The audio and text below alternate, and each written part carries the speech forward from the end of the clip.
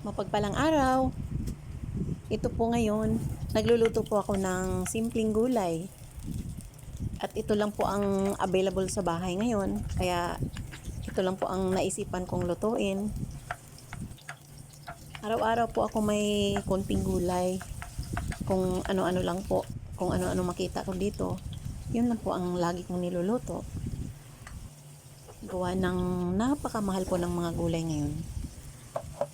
Probinsyang-probinsya na po tong kung saan ako ngayon nakatira ay napakamahal ng gulay.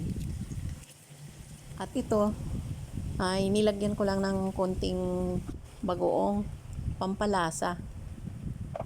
Ay ito malapit na maluto.